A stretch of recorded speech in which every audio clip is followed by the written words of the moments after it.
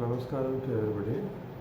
Today we are going to see about the whereabouts of God as explained in the Ishopanishad. It says, He is within all. In the heart of all things, of whatever there is in the universe, dwells the Lord, everything under the universe. Whatever we experience, whether through the inner or outer senses, it is covering of the Lord, Isha.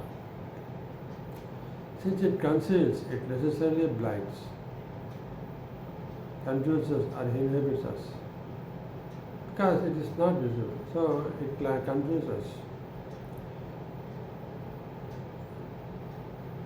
So the truth about God in this Maya world is not cannot be visualized directly. It creates confusion. So the realization of God in us, in the midst of living in this Maya, is like a closed door. It is a door closed in our face.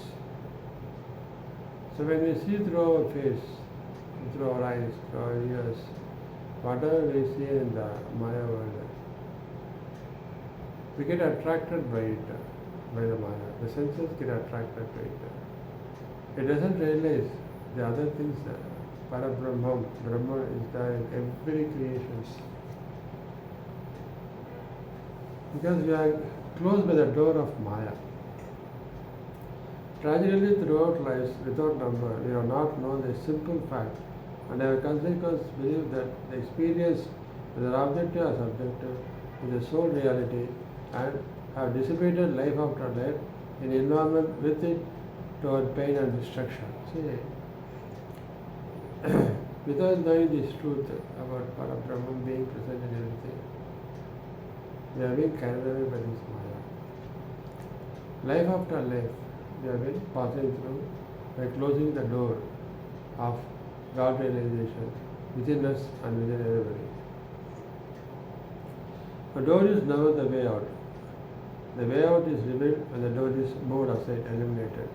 So you have to move this out. The door of ignorance, once it is removed, you can visualize the Parabrahman inside and Parabrahman everywhere.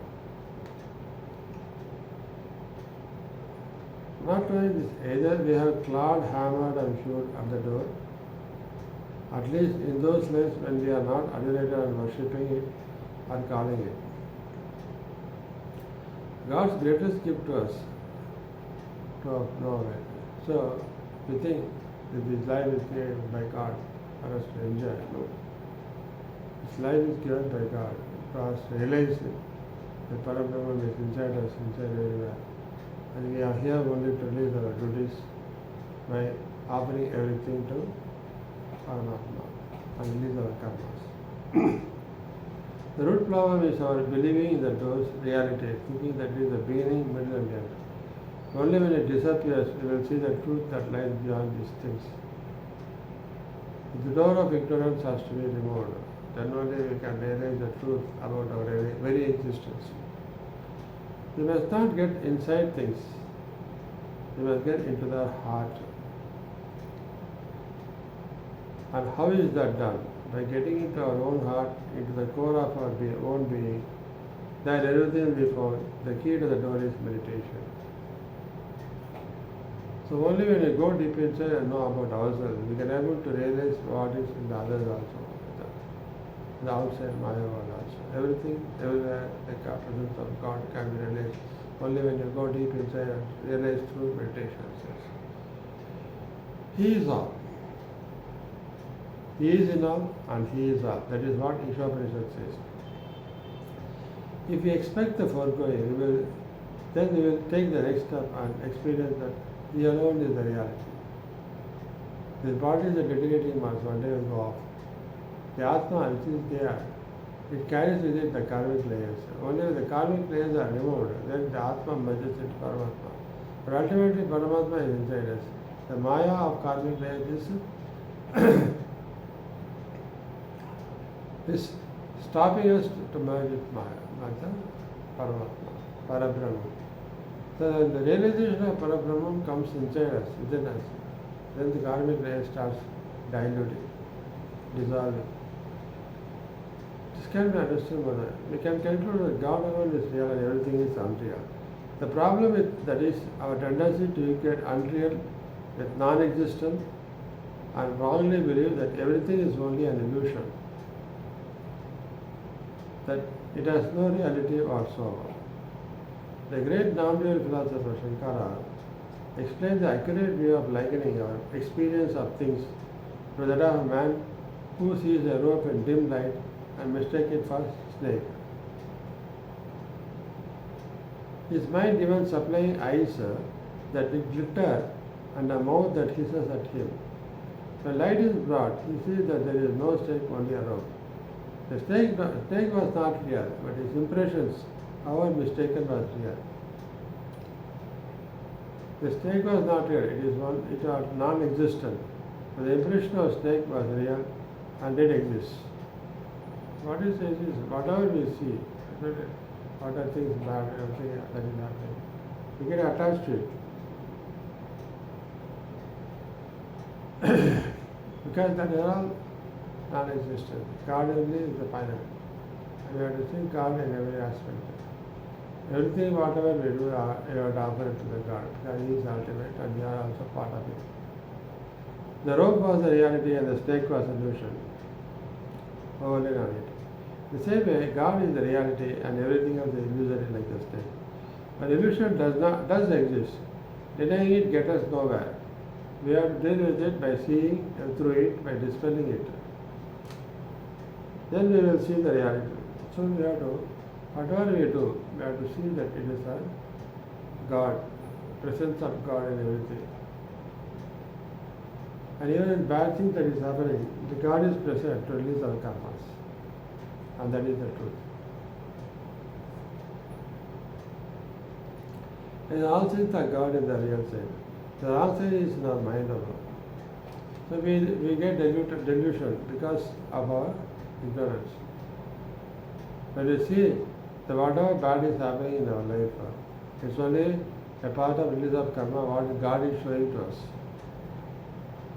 God is present in that also. Even a good thing happen, bad thing happen, everywhere God is present. Because it is He, through those events, releases our karma and makes us to magic Him. And that is the whole idea of opening position. He alone is real and He is all things. So what next is God is be at peace with you. Once you realize we are at peace with you.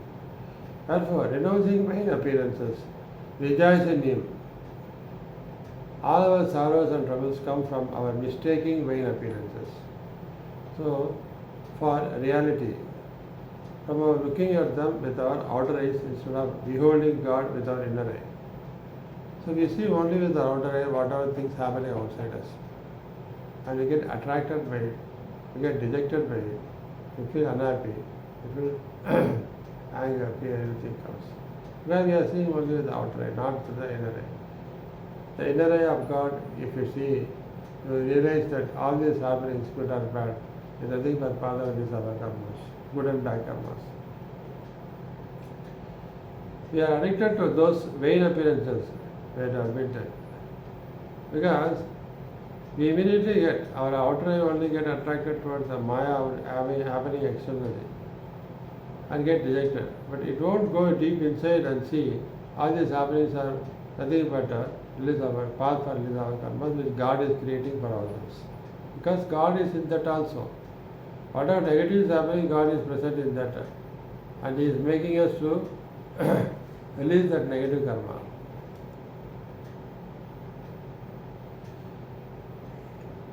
But it is any more foolish than it is addicted to drugs or alcohol, to people that harm us. They are insane on certain levels. This world is a madhouse for people of our particular university. The sooner we understand this and resolve to be cured and released, the better things will be for us.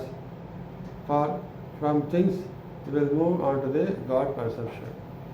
So only we are going to go deep inside and see the God inside you. Then you can able to realize what is happening out, how God is present in outside things which is affecting us. then you won't get deluded, you won't get dejected. For this reason, yogis who seek God in meditation should be most cheerful and optimistic of people. If you look to God, you will see only perfection and rejoice in it. If you look at ourselves, others, and the world around us, we will see only imperfection and be discontent. Depression comes from looking in the wrong place. It is the bitter fruit of ego involvement and ego obsession. The remedy is not to have high self-esteem, but rather to have God esteem. So you should not self-esteem, you should have God esteem. And since we live in God, we will see the divine side even of ourselves and be ever hopeful. Once God spoke to a contemporary mystic and said, I am he who is, you are she who is not. Now, to the ego that may sound hateful, but to the questioning spirit is the liberating assurance. The unreal which we call me need not be struggled with. It is only a ghost, a shadow, bringing in the light of God. Contact will reveal that to be the truth. Then we will be at peace and in perfect joy. What a burden is lifted from those who come to know that God alone is real and true, and that we need only look to Him. When we look within, we find Him as the heart of ourselves. So go inside and see God. Feel the heart of ourselves. He is present. We must renounce unreality. As I say, we are addicted to it. So we will have to struggle to break that terrible habit of delusion, just as those addicted to hallucinations produced by drugs have to break away from them and discard them forever. Then we will rejoice in Him. So when you go deep inside and realize Him, then you will realize what is Maya. And slowly you will begin to, this realization only make you to bring real peace in you. And one more thing is to attain this away from Maya, desirelessness. Covered no man's wealth. Why? Because it does not exist. It is just a bubble destined to burst, leaving nothing in its place. Or Ishopanishad, you should not aim for others' wealth. Because it is just like a bubble destined to burst, leaving nothing in its place. Because we cannot take anything with us. Then why to think of others' wealth? There are no things to covet or possess. They are the few dreams of illusion from which we must awaken. No one really wants anything. Firstly, because the thing, as we perceive it, does not exist, and the man does not exist either. And neither do we, at least as far as our perceptions of them, it, me go. We are not dying in space alone, and nobody else in you. And where are the people, O Lord? I said, the earth below and the sky overhead, and the dead whom once I knew. That was a dream. God smiled and said, a dream that seemed to be true. There are no people living or dead. There are no earth and no sky overhead. There is only myself and you. Why do I feel no fear? I asked. Meeting you here in this way, for I have sinned, I know full well, and there is heaven and there is hell, and this is this judgment day. Nay, those were dreams. The great God said, dreams that are ceased to be. There are no such thing as fear or sin. There is no you. You have never been. There is nothing at all but me. So, whatever you see, whatever you think, whatever you do, and whatever you see that I am present, nothing is there. Everything is here. That's what he said. In every creature, I am there, and I am the only ultimate reality. He says. So this is what Ishopanishad tells about what we should realize about God. And He is the ultimate, and He is in all, and He is all. That's all. Thank you.